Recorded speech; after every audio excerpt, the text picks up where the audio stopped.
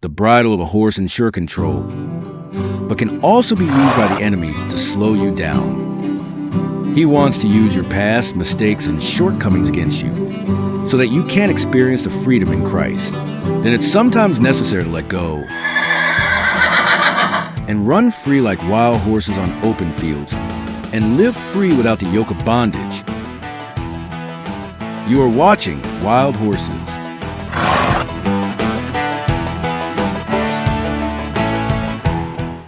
Baie welkom by nog 'n episode van Wild Horses. Hierdie week kyk ons regtig na 'n interessante onderwerp wat ons wil doen. Saam met my in die ateljee vandag het ek pastoor Gert van Vieren. Wat 'n voorreg om saam met ons te hê. Baie dankie vir u tyd. Ek waardeer dit opreg. Ek is baie opgewonde en op 'n omwindende reis wat ons saam met jou gaan vat. Pastoor Gert van Vieren, bekeerd van 1973 af. So ek dink daar is 'n paar getuienisse wat ons kan indelf.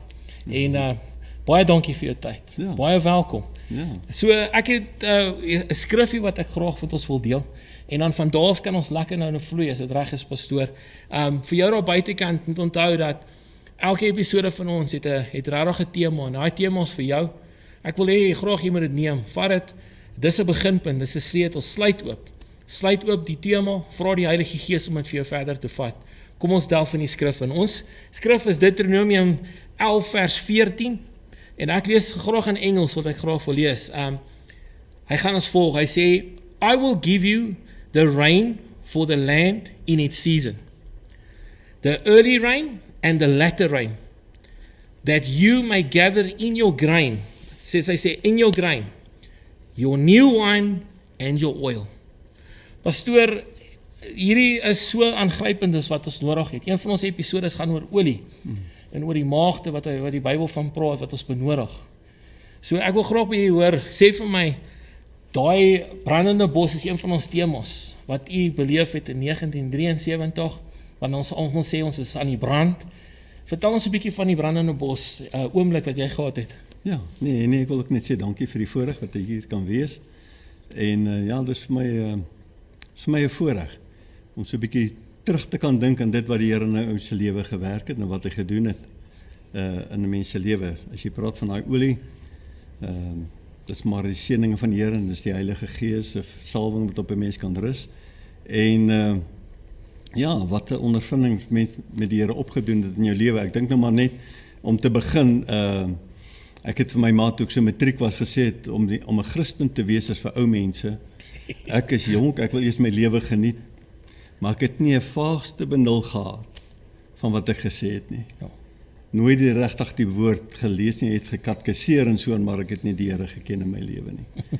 So ja, dan was dit vir my voorreg dat ek die 3 Maart 73 met die Here ontmoet het in my lewe verander het. 'n nuwe skepsel gemaak van my. Ek kon niemand los nie, ek moes vir almal gaan vertel het dat die Here lewe. Dit was vir my die grootste ontdekking in my lewe. Ek het altyd gehoop die Here lewe. Ek het ook geglo die Here lewe, maar om hom te ontmoet is 'n ander saak in jou lewe.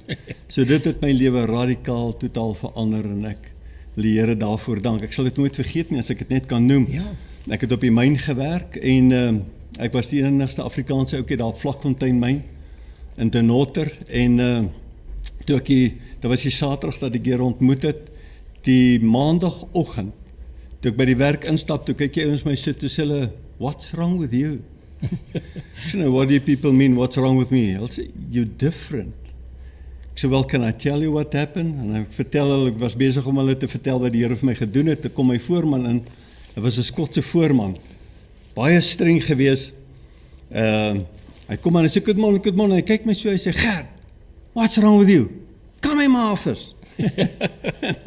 Ons het daar gaan sit seker 'n halfuur na 3/4 uur. Hulle wou my as 'n people engineer gestuur het.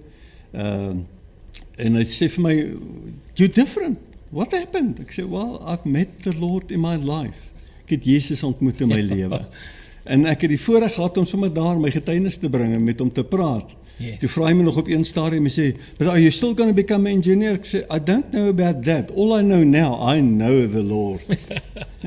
Ja, dis awesome en ons sê dit daar buite, daar's 'n beginpunt En dis waar die brandende bos oomblik was in ons reeks. Maar die hele ding gaan oor die pad. En ons vers vandag praat so mooi, hy praat oor die vroeë reëns en die late reëns.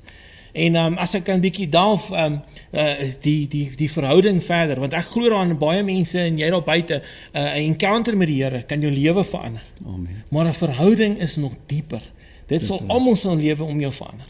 So die soek daarna wil ek graag vra en miskien 'n mentor of twee en hoe die pad verder gegaan daar, hoe sal ek sê uitgebrei en wat het dit behels van jou as jong Christen as ek dit so sê? Ja, ek wil dit net noem, by die een werk waar ek gewerk het, toe kom 'n Engelse ouetjie na my toe hy hoor ek dien die Here, toe sê hy, "How long are you serving the Lord now?" En ek sê vir hom, "Was al so 2-3 jaar." Hy sê, "That long? I only thought you can only keep out for 6 months." Sê ek vir hom, toe was ek bevoorreg om te sê, die werk wat die Here in jou hart gedoen het, is 'n ewige werk. Amen.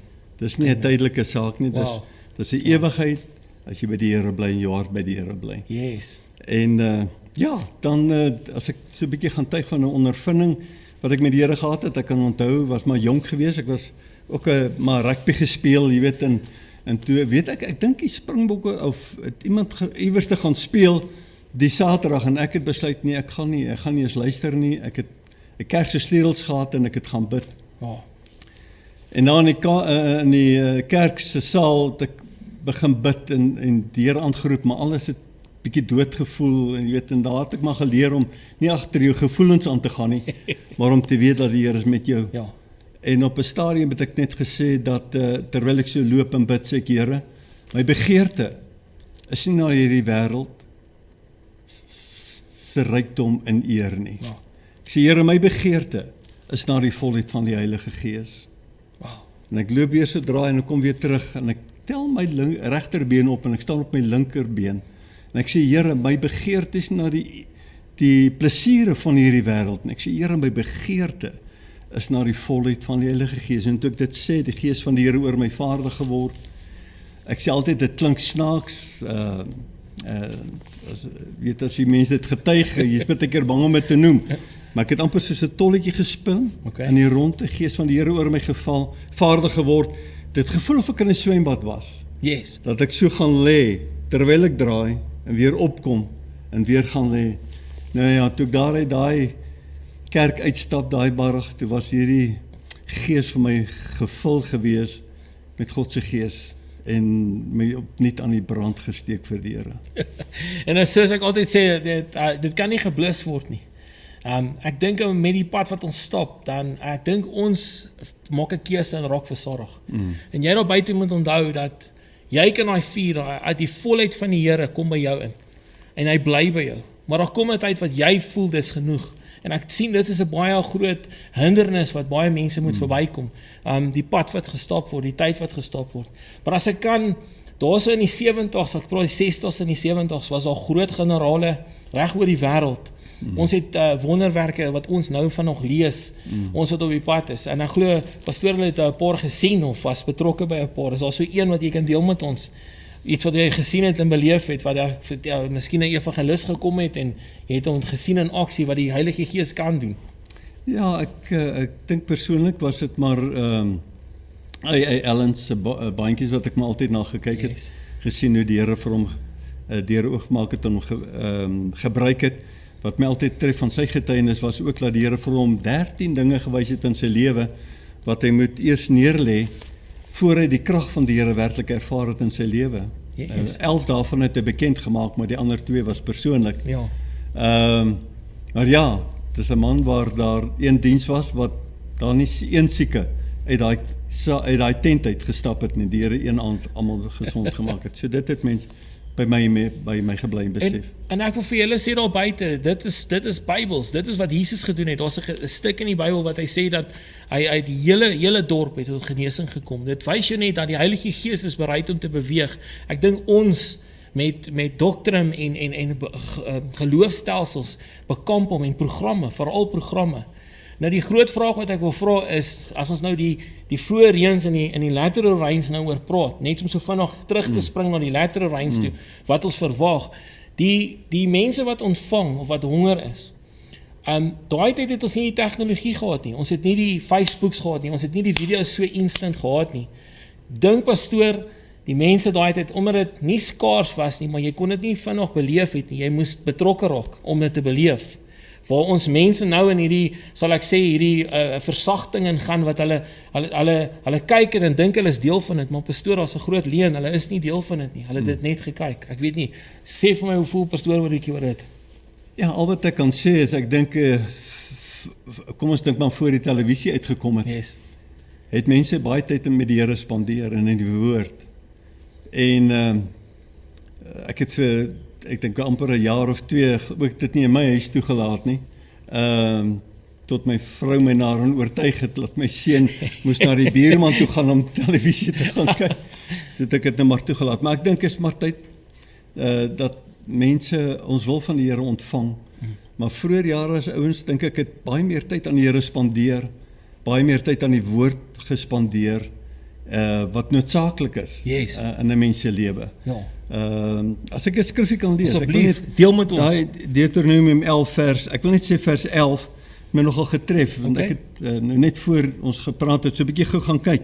Hy sê, maar die land waarheen julle oortrek, om dit in besit te neem, is 'n land van berge en laagtes.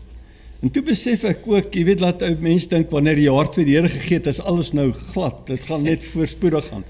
Maar dis 'n land van berge, so daar's hoogtes in jou lewe, maar daar's ook laagtes in jou lewe. Power. En dis belangrik dat 'n mens begrip het van dit, dat as daar tye kom in jou lewe waar dit 'n bietjie moeilik gaan, nie dink dat die Here het jou gelos nie, Yes. is maar 'n tyd van onderrigting, dat jy om jou te leer om op die Here te kan vertrou. Ja, dis so mooi. Ons het daaroor gepraat wat die Here vir my gewys het en ek deel dit, dat die Here sê ken hom in al jou weë en hy sal jou pad gelyk maak. En die Here sê vir my, moenie altyd net kyk van opdraande of afdraande nie, maar kyk van bo af waar hy is. Ja. Hy maak ons baie gelyk, so hy balanseer ons dat ons nie gly is, ons teen die reg. opdraande gaan of teen die afdraande nie. Ja. So hy hou dit gelyk op die op en af. Ja. En Psalm 23 bevestig dit vir ons. Hy sê daar is 'n tyd wat jy op die boonste van die berg wees, maar jy gaan in 'n vallei wees, maar hy is by jou.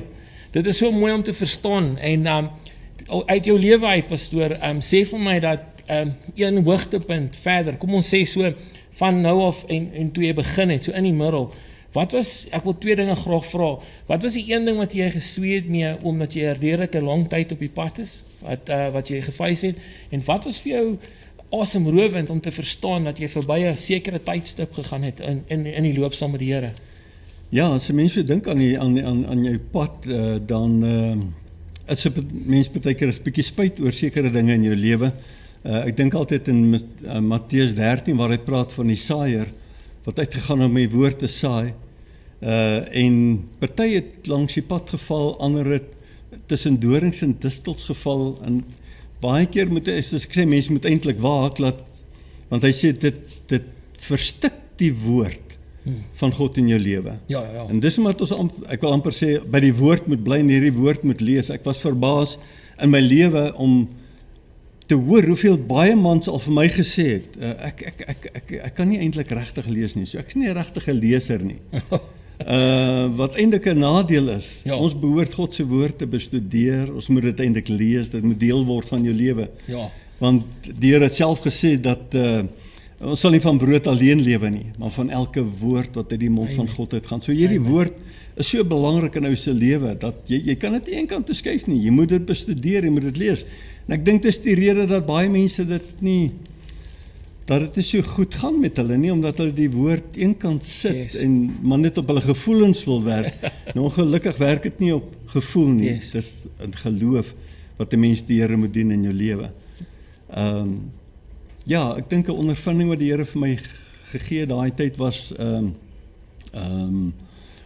ek het 'n pastoor ontmoet in my lewe, Steve Delport, wat regtig 'n ou leraar was. Yes. En hy het my begin leer in die gemeente waar ek was. Op daai stadium met die prediker eendag gesê, hy glo nie aan leraars nie, hulle krap die gemeente net deurmekaar. Maar eintlik help dit 'n mens om 'n bietjie dieper in te delf in die woord van die Here, Ja. Want ons het geleer om net op gevoelens staat te maak. Yes. Ek meen byvoorbeeld die Heilige Gees, dit was amper vir my bekend net as 'n lekker gevoel. Dis nie 'n lekker gevoel nie. Hy's 'n persoon. wat met jou gemeenskap wil hê, wat met jou wil praat, ja, wat jy wil lei, wat jy wil leer. So daar so baie dinge wat 'n mens deelagtig kan word of kan ondervind in die Here, deur by die Here te bly, die Heilige Gees 'n geleentheid te gee in jou lewe en die woord te bestudeer. As ek nou maar een keer maar net kan noem, Yes. dat ek ook by die een werk, het 'n nuwe persoon kom, elektriesien, by die myn kom werk, en ek staan, sy bank was laas my bank, in die oggend, dis nou voor ons nou uitgestuur word, om wat ons moet eintlik gaan doen, sê die Heilige Gees vir my, vra vir hom, are you saved? En ek was maar nog jonk gered, ek sê, Here, ek weet nie of hy dit sal verstaan eintlik eers nie.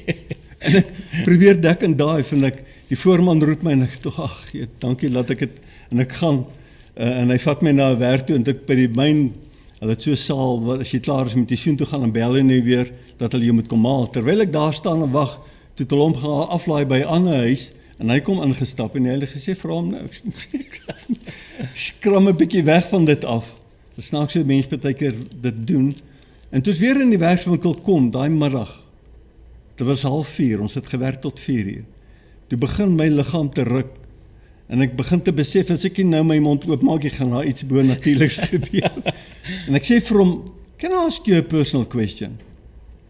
Hy sê, ja, certainly, ek sê, are you saved? En toe ek vir hom sê, are you saved, ruk hy so, hy sê, that's funny that you ask me now this question. Ek sê, why? Hy sê, well, last week I was phoning for a job, and I was phoning a factory in Pretoria. He says, but I came out in Boksburg, and the lady was answering, and I says to her, is that so-and-so factory? She says, no, I'm Mrs. So-and-so. She says, but the Lord told me that you're going to phone me, and I must ask you, are you saved? Wow, power, ja. So ja, dan wek dit 'n mens se gees op. Yes. Dit versterk en besef, dis reëel. Dis nie 'n storie nie, dis 'n werklikheid. En dis so belangrik wat ons moet verstaan daar buite is, en dis vir my volgende vraag gaan kom, maar ek wil vir jou sê daar buite, moet net nie sien jou pad is, enige bedieningspad is net gebind aan die kerk nie. Altyd onthou, jy het 'n ministry, elke mens, en jy het 'n mission. 'n Mission is wat jy doen vir die wêreld. En 'n ministry wat jy doen is vir jou medebroer en suster in die liggaam van Christus. En soos jy gehoor het, ons hoor baie van die werksplek. Nou pastoor, ek het die voorreg gehad om dit al een keer te gehoor het, maar ek wil graag met die mense deel wat ingeskakel is, wat pastoor gesê het oor, hoe meer mense by toe pastoor in die wêreld, sekulêre wêreld was, of die besigheidswêreld was, gered was, as wat jy 'n pastoor was, want jy kry beter geleentheid. Deel bietjie met my daai stelling wat jy altyd maak. Ja, ek dink die groot ding wat vir my daar uitstaan is dat, ek sê altyd, ek het meer persoonlik mense na die Here toe gelei, 1 tot 1, as wat die mense te amper in 'n gemeente doen. In 'n gemeente kom baie mense uit, maar daai persoonlike kontak, dink ek, verloor 'n mens baie keer. Yes. Wat eintlik ek voel, dis belangrik in 'n mens se lewe, dat jy dit nie moet neerlê nie, maar altyd daar moet wees. Daai persoonlike deel met 'n persoon, die Heilige Gees toelaat om jou te lei, om te weet wat is baie keer die geheimnis van sy hart in te kom. Yes. Ek kan onthou, ek was by een huis, kom ek eendag in, dat ons kom besoek, en toe ek daar bietjie praat, begin hulle albei te huil, en die man sê vir die vrou, vertel hom maar alles. Sy sê, nee, hy weet alles, nou ek het niks geweet nie, maar dis die Heilige Gees wat 'n mens help, en daai dinge, daai ondervindings is wat jou gees aan die gang hou. Jy leer die gees, ek dink nou maar net aan skrifgie, Asseblief, gee hom vir ons kan lees. Gee hom vir ons. Hy sê vir ons hier in Hosea, ook omtrent die reën, maar hy sê, en laat ons ken, laat ons dit najag om die Here te ken. Hy sê, sy opgang is so seker soos die dagbreek, en hy sal tot ons kom soos reën, soos die laatreëns wat die aarde besproei. Om die Here te ken. Yes. Nou, om die Here te ken is nie net om in jou huis te gaan sit nie, om die Here te ken is om hom toe te laat, om deur jou te werk. Yes. En wanneer hy deur jou begin te werk, dan begin jy te besef, hy is werklik, hy wil jou lei, hy wil jou leer, jy begin ondervindings met die Here opdoen, en jy besef dat hy ons eintlik hier op die aarde is om die werk van Jesus voor te sit. Yes. En ja, dan maak dit die mense opgewonde. En daai wat hy sê van die ken is so belangrik. Jy moet verstaan dat hy sê dat die gospel is nie net in woorde nie, maar ook in die kragtige dade. Amen. En wanneer ons soos pastoor reageer en jy daar buite is, jy sal daai vuur wat jy vat, sal jou vat na 'n punt toe. En soos jy sê, jy word actually meer bedien as jy bedien. Amen. En dis hoe jy groei en dis hoe jy die vuur in die gang is, soos ons gepraat het. Amen. Nou sê vir my pastoor, as ek mag vra, wat's jou verwagting van die lateral rains in vandag se tyd waar ons nou staan? Wel, as ek weer 'n skrifgie net kan lees voor ek jou antwoord. Yes. Hy sê vir ons in dis Deuteronomium 11 vers 16 lees. Hy sê neem julle in ag dat julle hart nie verlei word nie, sodat julle afwyk en ander gode dien en voor hulle neerbuig nie. En die toorn van die Here teen julle ontvlam en hy die hemel toesluit sodat daar geen reën is op die aarde nie. Hy sê en julle gou uit die goeie land omkom wat die Here julle gee. Lê dan hierdie woorde van my weg in julle hart en in julle siel en bind dit om as 'n teken op julle hand en laat dit as 'n voorhoofband tussen julle oë wees en leer dit aan julle kinders deur daaroor te spreek. So wat ek eintlik daaroor uitsê dat 'n mens se hart, ek glo dat ek dink ons in ons eie land is ons besig om deur 'n moeilike tyd te gaan. Maar ek glo ook dat dit gaan veroorsaak dat mense nader aan die Here gaan begin beweeg. Yes. Hulle moet die Here begin vertrou, hulle moet hom begin soek. So ken hom in al jou weë. Bewaak jou hart meer as alles wat bewaak moet word. Yes. En om ons harte weer opreg en rein en skoon voor die Here te kan kry, het jy baie keer omstandighede nodig. Ja. Wat gaan dwing dat jy weer in jou binnekamer ingaan, weer die aangesig van die Here gaan begin soek. En dan kan die Here dit nie anders doen nie as om daai reëns te stuur Definitief. op sy kinders nie. En dis wat jy moet verstaan, dat elke revival, great revival wat uitgebreek het in die wêreld, was in 'n tyd van depressie. Daar was 'n nood. Onthou, dis wat nodig is vir 'n wonderwerk. 1, is iemand met 'n nood. 2, iemand wat gewillig is om die Heilige Gees toe te laat om te werk. En 3, die belofte van die Here wat altyd sal staan. Daai 3 goed saam sal vir jou dit kan bepaal. Wat 'n voorreg, ons het so aan die einde gekom van hierdie, pastoor, dit sal weer 'n voorreg wees om weer met u te sit. Ja. Ons het min tyd om baie vas te gryp. Maar ek wil graag hê ons sal gelei in gebed vir die mense daar buite wat ingeskakel is, op wat ons gesels het oor hierdie reëns en hierdie olie en hierdie wyn, hierdie new wine met hierdie wynsakke van ons. Asseblief, vloei met die Heilige Gees en die gebed daar buite, en as daar iets is wat jy wil sê vir hulle daar buite, om hulle te bemoedig, jy is oop waar. Dankie man. Amen. Ja, eintlik wat ek wil noem is net dat ons moet besef, weet wanneer 'n mens jou hart en lewe vir die Here gee en gevul word met die Heilige Gees, dan is dit asof 'n mens baie keer gaan stil staan en dink ek, I've got it all, I've arrived. Maar dit was maar net die beginpunt. 'n Mens kan nooit genoeg van die Here kry nie. Ek wil eintlik sê there's more to get. Daar's meer van die Here wat ons kan leer. Daar's meer van die Here wat ons deelagtig kan word in ons lewens, sy gawes, sy Gees se volheid. So ja, ek wil u aanmoedig wat miskien vanmiddag na ons luister. Kom ons gryp die Here vas. Kom ons soek hom met alles wat in ons is. Kom ons kry ons harte weer rein en skoon, sodat die Here daai laatreëns op ons kan laat reën. Amen. Hemelse Vader, ons sê vir u dankie vir hierdie voorreg, dat ons nou vanmiddag hier by mekaar kon wees. Dankie Here dat ons kan bid vir elke toehoorder wat na hierdie uitsaai gaan luister. Here, dat u Gees besit sal neem van elke man, van elke vrou, van elke jong mens. Here, dat daar iets gaan losbreek in hulle harte. Here, dat daar 'n begeerte, dat daar 'n lus, 'n ywer gaan ontstaan soos nog nooit in hulle lewe nie. Here, dat ons waarlik die Here gaan soek, want die woord sê as ons die gaan soek, gaan ons die vind. As ons gaan klop, gaan die oopmaak. As ons gaan bid, sal ons ontvang. En ek sê vir die dankie daarvoor in Jesus naam. Amen. Amen. Baie dankie pastoor, vir jou daar buite, tot 'n volgende keer, en onthou, die pad's daar vir jou om te loop. Kry by die brandende bos, maar dit stop nie daar nie. Gaan saam met Jesus, beweeg vorentoe. Tot 'n volgende keer. The bridle of a horse in sure control, but can also be used by the enemy to slow you down. He wants to use your past, mistakes, and shortcomings against you so that you can't experience the freedom in Christ. Then it's sometimes necessary to let go and run free like wild horses on open fields and live free without the yoke of bondage. You are watching Wild Horses.